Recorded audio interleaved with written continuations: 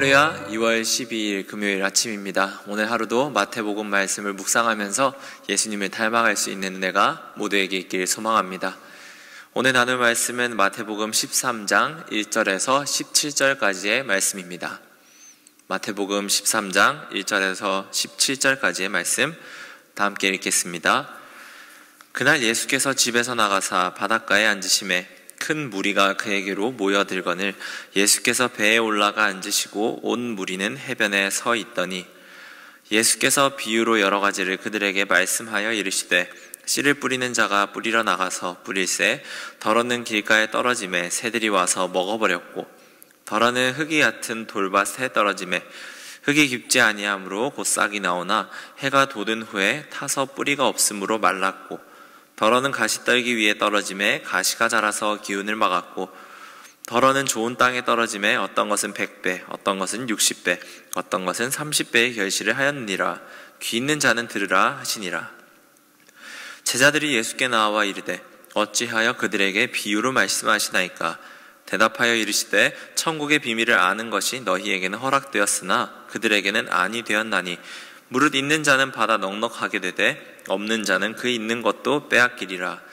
그러므로 내가 그들에게 비유로 말하는 것은 그들이 보아도 보지 못하며 들어도 듣지 못하며 깨닫지 못함이니라. 이사야의 예언이 그들에게 이루어졌으니 일렀으되 너희가 듣기는 들어도 깨닫지 못할 것이요 보기는 보아도 알지 못하리라.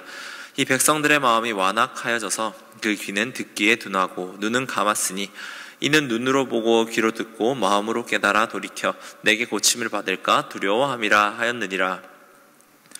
그러나 너희 눈은 봄으로 너희 귀는 들음으로 복이 있도다. 내가 진실로 너희에게 이르노니 많은 선지자와 의인이 너희가 보는 것들을 보고자 하여도 보지 못하였고 너희가 듣는 것들을 듣고자 하여도 듣지 못하였느니라. 아멘.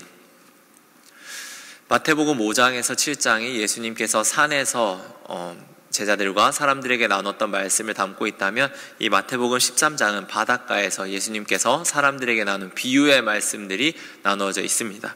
그리고 모두가 잘 아시다시피 3절부터 이제 9절까지는 우리가 잘 아는 씨 뿌리는 비유에 대해서 예수님께서 말씀하십니다.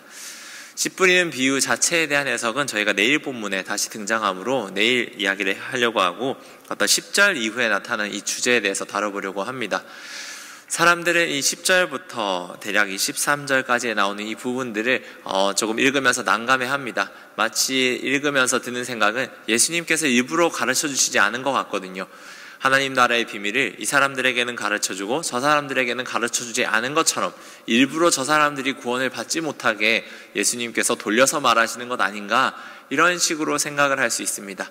하지만 이 본문을 전적으로 그렇게 바라보기에는 약간의 오해가 있을 수 있습니다.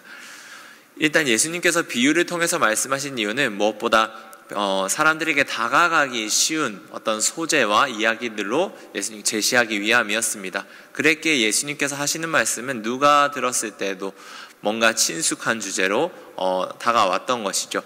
이 사람들의 일상이 어떤 종교적인 생활, 그런 것과는 거리가 멀었을 수도 있고 실제로 자신의 삶에서 씨를 뿌리고 또 농사를 짓고 고기를 잡고 어떤 이런 생활을 하던 사람에게 예수님의 비유는 정말 친숙하게 다가왔던 것이었습니다.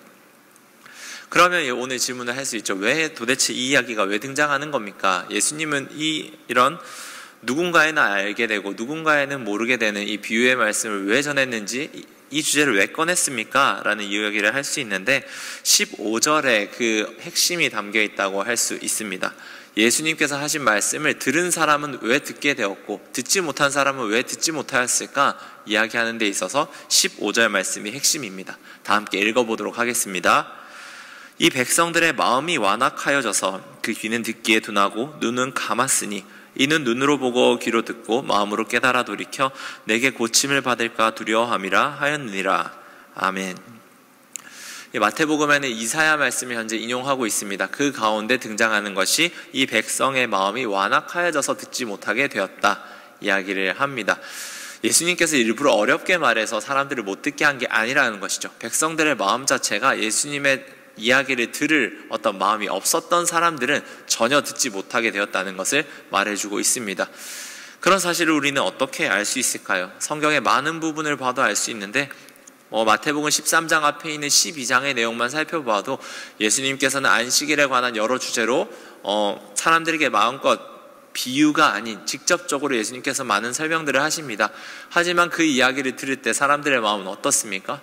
불편했습니다. 들을 마음이 없었고 결국에는 예수를 죽이기로 결심하는 마음의 판단까지 내리고 맙니다. 예수님께서 그냥 비유로 말했냐, 비유로 말하지 않았냐, 그것이 문제가 아니었던 것이죠. 결국의 문제는 우리의 마음이 들을 마음이 있는가, 들을 마음이 없는가 라는 것의 문제였습니다. 여기에 표현에 등장하는 마음이 완악하다라는 표현은 직접적으로 좀 직역으로 표현하자면 마음이 비대해졌다입니다. 너무나 살이 쪄서 마음이 너무나 커지고 비대해져서 들을 수 없게 되었다라는 표현입니다. 우리는 건강에 대해서 요즘은 많이 생각해서 어떤 운동들도 많이 하시고 다이어트도 많이 합니다. 그런 것들을 하는 이유가 무엇입니까? 몸이 필요 이상으로 이렇게 불어나게 되면은 삶의 제약들이 생기는 거죠. 몸이 안 좋아지고 결정적으로 건강을 해치게 됩니다. 그런데 마음에 있어서도 그럴 수 있다는 것이죠. 우리의 마음이 살찌고 어떤 넉넉해진다는 마음이 어떤 말이 아닙니다. 너무나 비대해져서 지방이 가득해져서 움직일 수가 없는 상태가 되어버릴 수 있다 이야기를 합니다.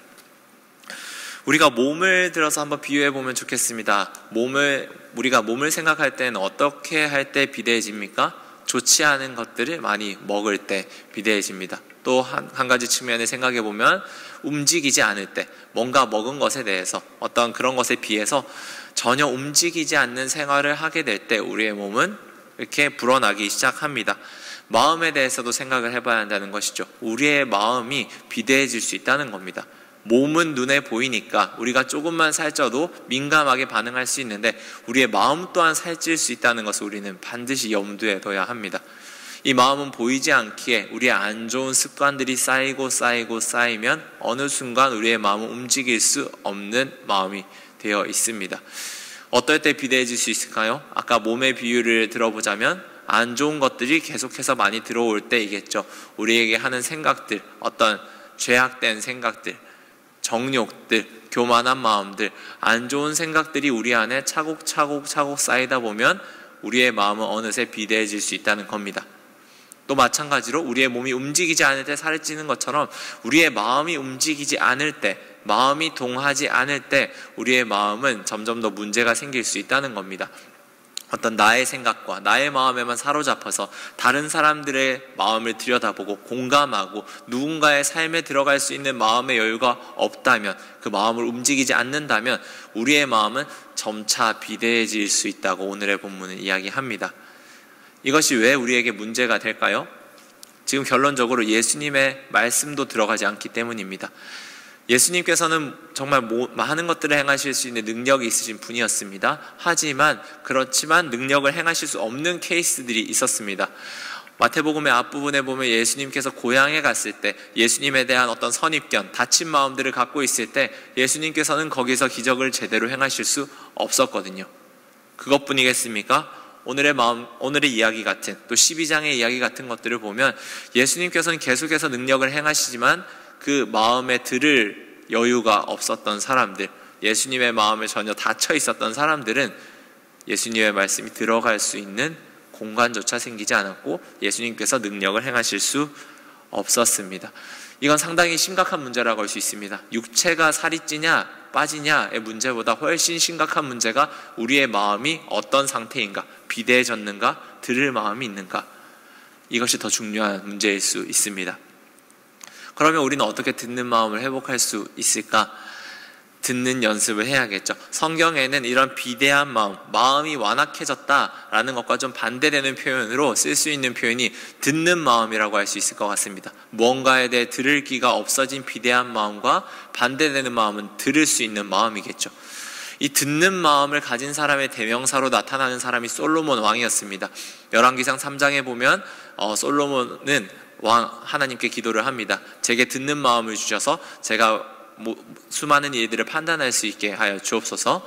그 기도의 어떤 증거로서 나타나게 되는 게 이제 두 여인입니다. 두 여인과 한 아이가 나타나는데 서로의 아이라 주장하면서 공방을 합니다.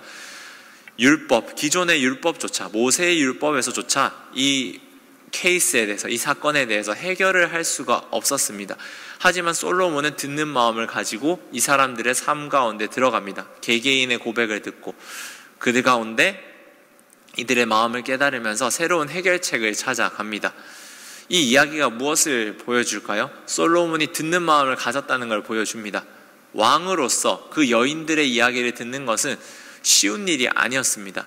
왕의 입장에서 아무 영향력 없는 그 사람, 두 사람, 이 아이가 누구의 아이든지 솔로몬의 삶과는 전혀 상관이 없는데 그런 사람의 삶과 고민과 아픔을 들어줄 수 있는 것, 그들의 아픔에 내 마음이 움직일 수 있는 것, 그것이 듣는 마음이었다는 겁니다.